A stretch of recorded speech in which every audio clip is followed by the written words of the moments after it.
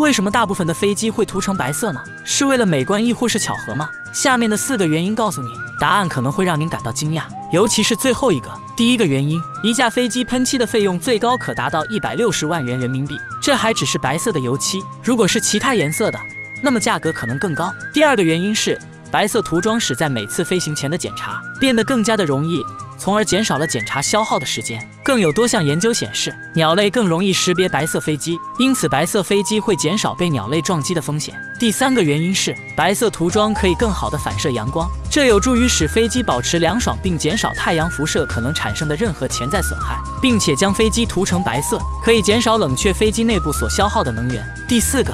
最重要的是，飞机一般会上3、4层油漆，只单一层的油漆会使其总重量增加约200公斤，那么4层会增加800公斤的重量，这样会导致更多燃料消耗和开销，长期以往更是如此。现在你知道大部分的飞机为什么是白色了吗？